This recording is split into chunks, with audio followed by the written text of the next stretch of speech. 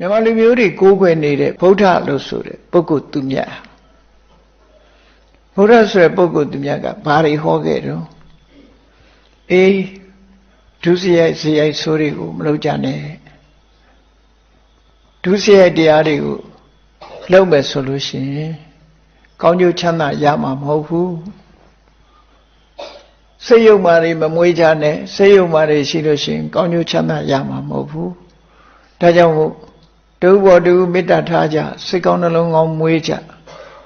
ကိုယ်နဲ့နှိမ့်ချသွားတဲ့ပုဂ္ဂိုလ်ပေါ်မှာအကျဉ်းနာပွားကြကိုချင်းစာတရားထားကြကိုယ်နဲ့တာလွန်သွားတဲ့ပုဂ္ဂိုလ်လည်းပဲသဘောပေါက်နားလည်ပြီးတော့သူ့ပေါ်မှာမနာလို့မရှုစိတ်မဖြစ်ကြနဲ့တစုံတစ်ယောက်ကကိုယ့်ကိုစော်ကားတော်လည်းပဲအညှိုးတေးတွေထားပြီးတော့တုံ့ပြန်တဲ့ရံပက်တွေမလုပ်ကြနဲ့ဆိုဟိုငြိမ်းချမ်းအောင်ဆုံးမပေးတာဖြန့်ဖြေပေးတဲ့စိတ်နေသဘောထားတွေတကယ်အေးချမ်းမှုကိုဖော်ပြအဲ့ဒါလို့ပြောတဲ့ပုဂ္ဂိုလ်တမို့ရှိတယ်အေးငုံမခံနဲ့ချသူကဒုံနဲ့ဆိုငါဓာတ်နဲ့ဆိုငါလက်နဲ့ဆိုအဲ့လိုမြောက်ပေးတဲ့ပုဂ္ဂိုလ်တွေကလည်းလောကမှာရှိတယ်လေအဲ့ဒါလို့ငုံမခံနဲ့အပြတ်ရှင်းဖြတ်ကြတတ်ကြဖြတ်ကြဆိုတဲ့ပုဂ္ဂိုလ်တိုက်တွန်းတဲ့ပုဂ္ဂိုလ်နဲ့မလုပ်ကြနဲ့အလုံးသိခံပြီးတော့တူနဲ့တူအစဉ်ပြေအောင်ကိုချင်းစာတရားနဲ့နေကြဆိုတော့ဟောအေးချမ်းမှုနဲ့ပူလောင်မှုကမတူဘူးနော်ပူလောင်မှုကမတူသို့သောလောကသားတွေအနေနဲ့ကတော့ငုံခံလိုက်တာကိုအရှုံးပေးတယ်လို့ယူဆကြတယ်ရှုံးပေးတယ်ဒီဘဝမှာသူကကြည့်လိုက်လို့ရှိရင်ရှုံးသွားတယ်လို့ပဲယူဆကြတကယ်ကတော့မြတ်စွာဘုရားကအဲ့ဒါလို့မမြင်ဘူးမရှုံးဘူးဘာကြောင့်မရှုံးလို့ဆိုရင်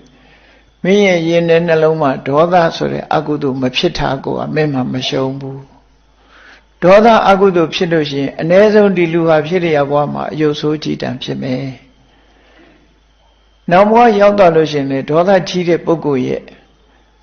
ရောက်ရပုံဟာအပင်ငရဲပဲဖြစ်တယ်အပင်ငရဲကလွတ်လာလို့ရှိရင်လေသူဟာဒေါသကြီးတဲ့တိရစ္ဆာန်မျိုးတွေပဲဖြစ်တယ်ခွေးဖြစ်ရင်လည်းတဟောင်ဟောင်လုံးတဲ့အကောင်မျိုးကြိုက်တတ်တဲ့ခွေးနော်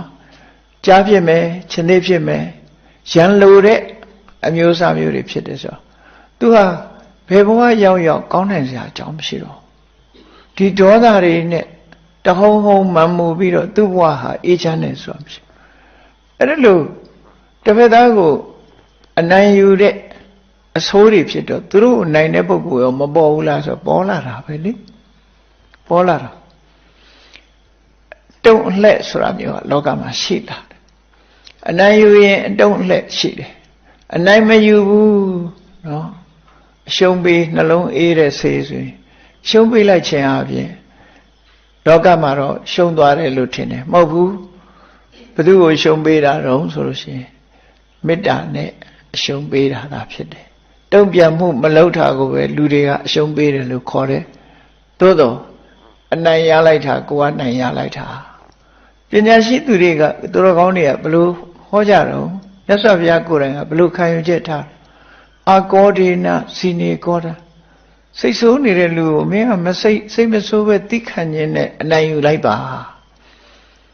သူ့ဘာလို့တုံ့ဖက်မလဲစိတ်ဆိုးမလဲသိခံခြင်းနဲ့အနိုင်ယူလိုက်ပါသိခံလိုက်လို့ရှင်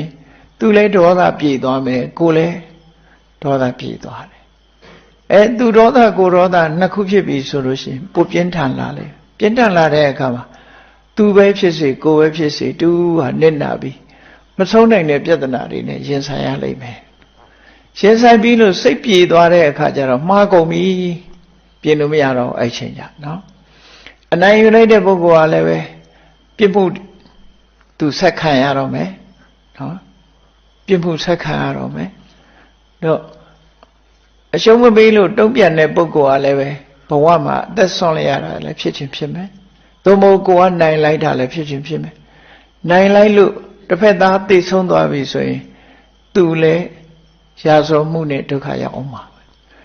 ရက်သွားတာမဟုတ်ဘူးနောက်ပြဿနာတစ်ခုထပ်တက်တာအဲ့တော့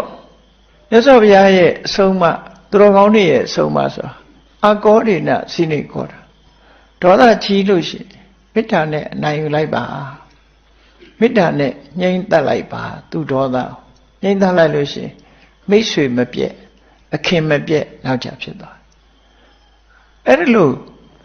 အနိုင်ယူနည်းတွေကိုအကြောင်းကျိုးဆင်ခြင်ပြီးတော့ပြောပြတဲ့ပုဂ္ဂိုလ်တွေကိုတပ်ပိရေဝသမာဓိဋ္ဌအဲ့ဒီလိုပုဂ္ဂိုလ်မျိုးတွေနဲ့ပဲဘဝမှာဆုံတွေ့ပြီးသူတို့ရဲ့အကြံဉာဏ်တွေသူတို့ရဲ့အဆုံးအမတွေနဲ့ပဲနေတာကောင်းတယ်